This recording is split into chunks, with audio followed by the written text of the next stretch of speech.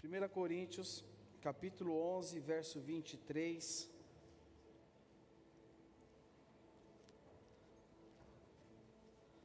Nós vamos ler sobre a instrução do apóstolo Paulo à igreja de Coríntios sobre a Santa Ceia, um domingo tão propício para isso, que é o domingo de Santa Ceia.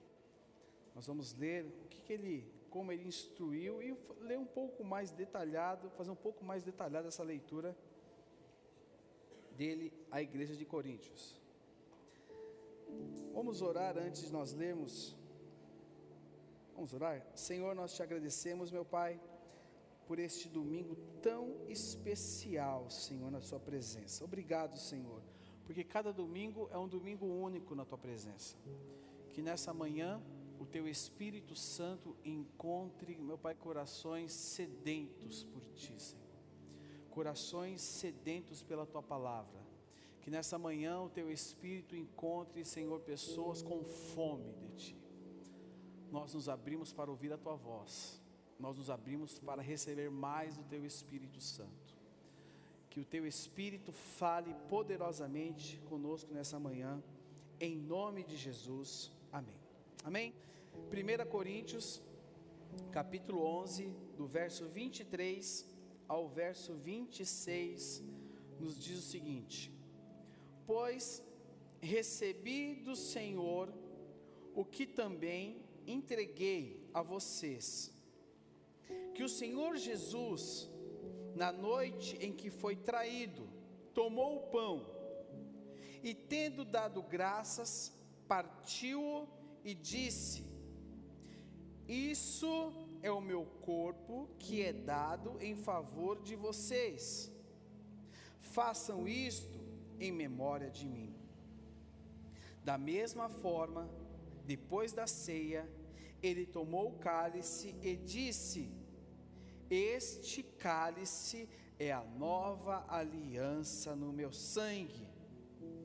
Façam isso sempre que o beberem em memória de mim. Verso 26. Presta atenção no que diz: porque sempre que comerem deste pão e beberem deste cálice, vocês anunciam a morte do Senhor até quando? Até que ele venha. Amém? Irmãos, o nosso Cristo, o nosso Jesus, ele morreu, ele ressuscitou e ele ressurgirá, ele voltará. E o apóstolo Paulo nos deixa muito claro que todas as vezes que nós nos assentamos à mesa, nós estamos anunciando isso.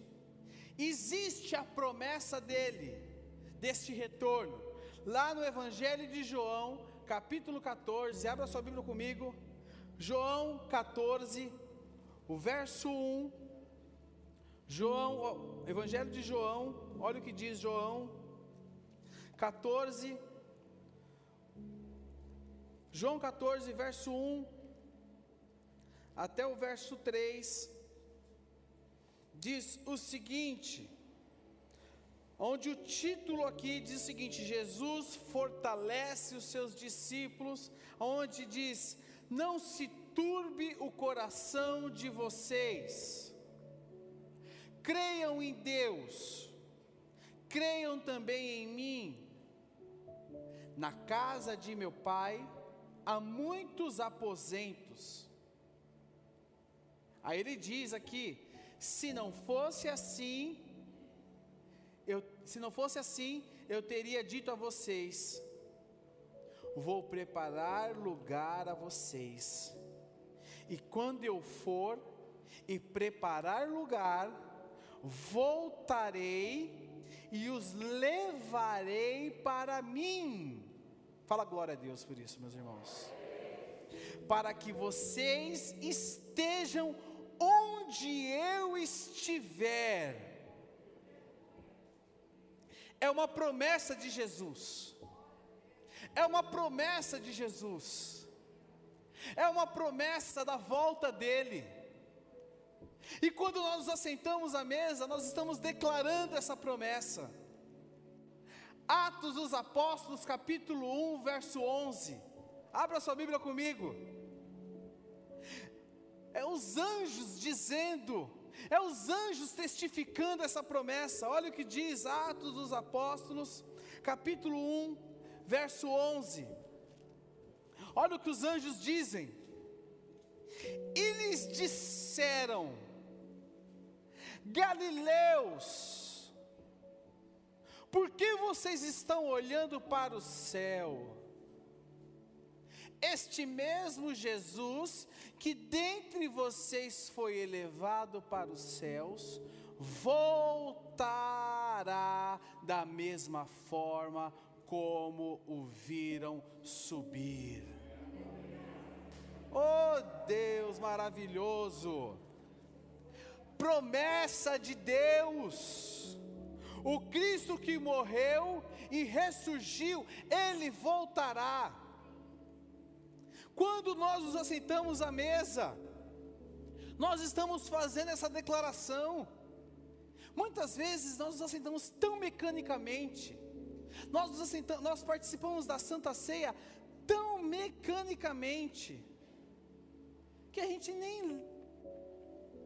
Santa Ceia, o pão, o suco de uva, mecanicamente. Irmãos, nós levamos isso tão a sério, que na pandemia, nós fazíamos isso online, porque a gente declarava: o nosso Cristo ressurgirá dentre as nuvens. É o nosso Cristo. Nós temos que viver levando isto em consideração. A nossa vida tem que levar isso em consideração, dia após dia. A minha vida e a sua vida precisa levar isso em consideração. A volta do nosso Senhor, a nossa vida precisa viver dessa maneira. Uma pergunta: você sabe quando Jesus vai voltar? Então nós temos que viver com um senso de urgência todos os dias. Precisamos viver com um senso de urgência. A nossa vida tem que ser uma vida com senso de urgência, porque nós não sabemos nem o dia, nem a hora em que o Filho do Homem retornará. Nós anunciamos que Ele retornará, mas não sabemos nem o dia e nem a hora que Ele retornará. Precisamos viver com o senso de urgência. Precisamos viver isso todos os dias. E aí que está a igreja, a beleza do corpo de Cristo, a eclesia, aqueles que foram chamados para compor o corpo de Cristo. Porque nós não somos um clube, não somos a galerinha da religião, nós somos o corpo do Cristo vivo. Nós somos sim a galera que crê que Cristo está vivo e que Ele voltará, e nós nos reunimos, sim, nos reunimos e nos assentamos ao redor de uma mesa como família de Deus, como família de um Cristo que está vivo, em que Ele é o cabeça dessa igreja.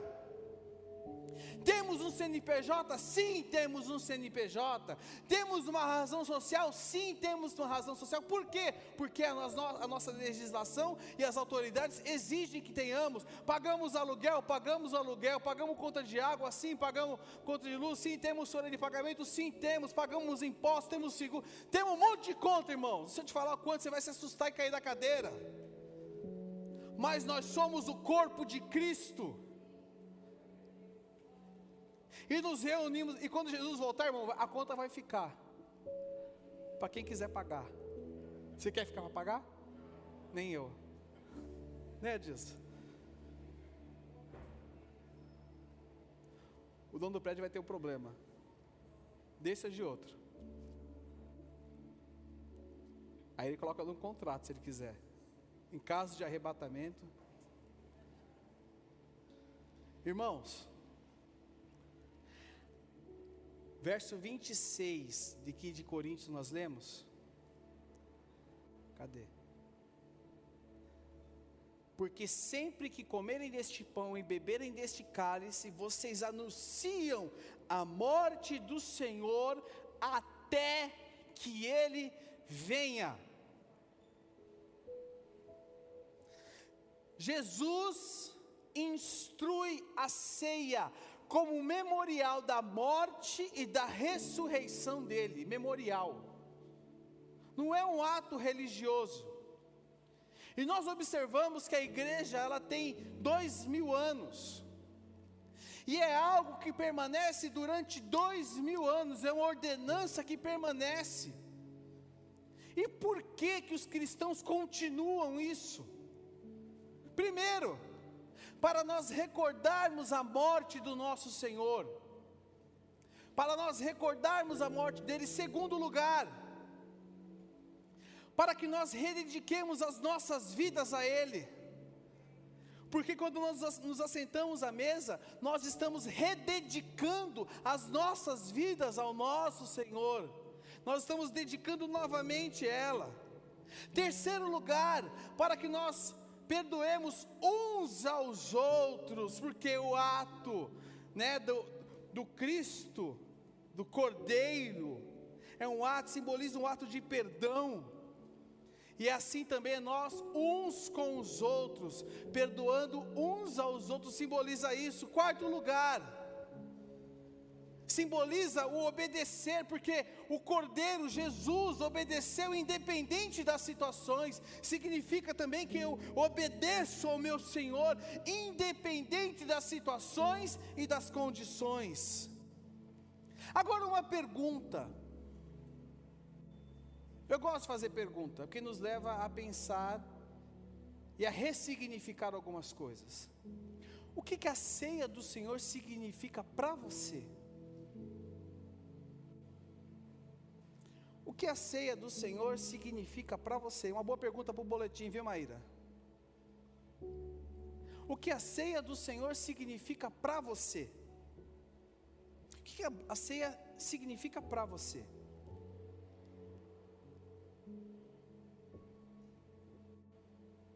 Ela é muito mais do que um ato religioso. O que ela significa para você? Sabe, meus irmãos, que a ceia se tornou, no decorrer dos séculos, um ato formal, vazio de fé.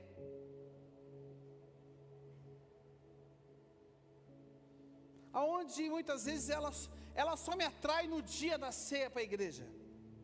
Porque o dia de ir para a igreja, se assim eu posso dizer, ir para a igreja, porque vocês sabem que eu não vou para a igreja se reúne. O dia de ir para a igreja é o melhor dia, o dia da ceia, porque é o dia mais santo. Se tornou um ato formal, um ato religioso. Essa é a palavra. Nós precisamos desconstruir.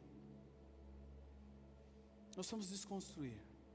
Porque a ceia é o dia em que a família está reunida ao redor da mesa, declarando muitas coisas, e entre elas, o nosso Senhor vai voltar. O meu Senhor vai voltar. O meu Senhor morreu, ressuscitou e Ele vai voltar. Glória a Deus. Outra coisa que a ceia declara, sabe o que é? Ela declara que a mensagem da cruz, ela permanece até que Ele venha. Ela faz essa declaração, que a mensagem da cruz permanece até que o nosso Senhor volte. Sabe por quê, meus irmãos? Porque os tempos eles podem mudar, mas a mensagem ela nunca muda.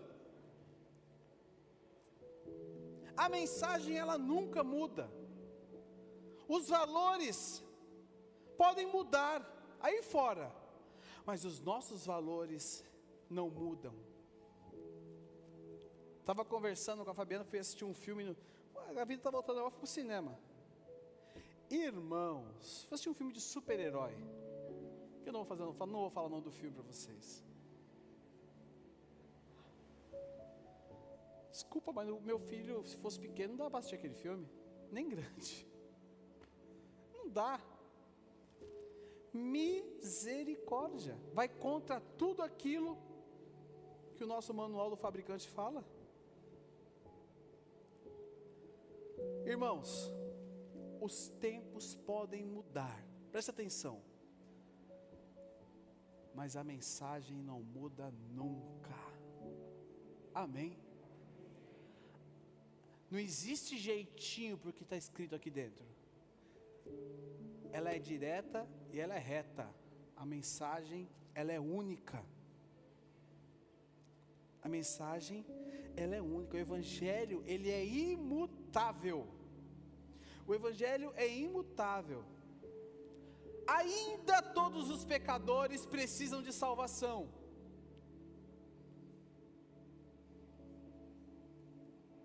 E a salvação vem através de Jesus Cristo. Vem através do Evangelho. E a salvação, ela foi adquirida na cruz. E não tem outro caminho. Amém, meus irmãos? Através do sangue do Cordeiro, que tem a figura do Velho Testamento. A figura do Cordeiro, lá no Éden. Eu não vou falar, senão nós vamos ficar até amanhã. Que aí depois vem o Cristo. Aí tem o profeta Isaías falando, profetizando.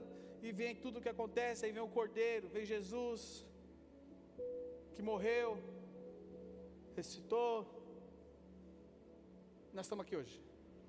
Aí você foi alcançado pelo poder da palavra do Senhor, pelo poder do Evangelho. Você está aqui hoje assentado na mesa declarando que Ele vai voltar. Glória a Deus. Dinheiro não compra salvação. Mas o que compra salvação, sabe o que é, meus irmãos? Nada, ela já foi comprada com o sangue de um justo, com o sangue de um inocente. 1 Pedro 1, 18, 20 diz: por meio de coisas perecíveis, ou com prata ou ouro, meu irmão, não compra salvação. Vocês foram redimidos pelo sangue do Cordeiro. Nós somos redimidos pelo sangue do Cordeiro. Amém, meus irmãos?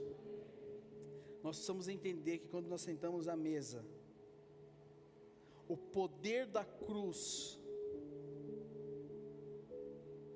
transforma a vida das pessoas até que Ele venha. O poder da cruz transforma a vida das pessoas até o dia que Ele vem. O poder da cruz traz salvação. Romanos 1,16. Coloca para mim, por favor, Hugo, Romanos 1,16. O que diz Romanos 1,16? Não me envergonho do quê? Porque é o poder de Deus para a salvação de quem?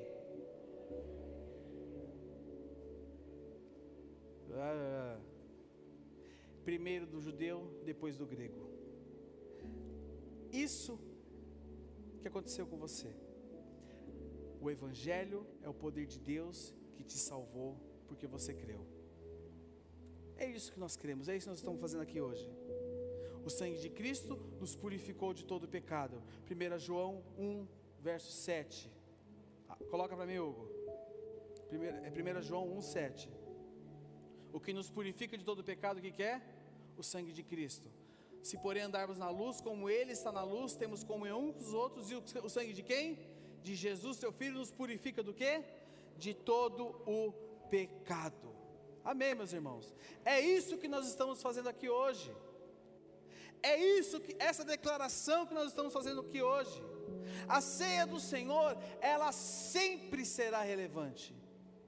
Ela não foi relevante durante um tempo, ela sempre será relevante, porque estamos relembrando a morte de Cristo, estamos lembrando da sua cruz e da sua vinda, estamos ambos estamos lembrando que precisamos de um viver santo diante do Senhor. Participar da ceia é muito mais do que somente ingerir elementos. Sabe, irmãos, é muito mais do que somente ingerir elementos, é celebrar o seu amor. É celebrar o amor de Deus manifesto por mim e por você. é dar graças a Deus pela sua graça manifesta por mim e por você, é adorar a Deus por o seu sacrifício por mim e por você, é alegrar-se pela salvação que nos alcançou, é muito mais do que somente ingerir alimentos, meus irmãos. A ceia do Senhor é para aqueles que nasceram de novo. A ceia do Senhor é um tempo para nós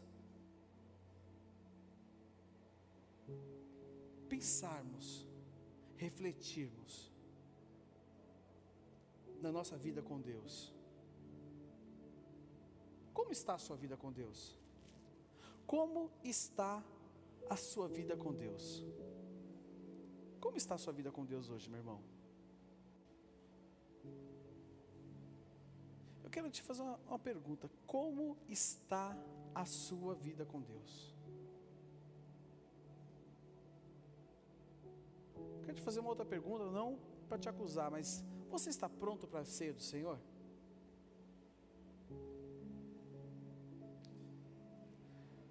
Eu queria que você do seu lugar fechasse seus olhos. O pessoal do louvor pode subir. Feche seus olhos. Eu quero que você ore no seu lugar agora, em nome de Jesus Cristo.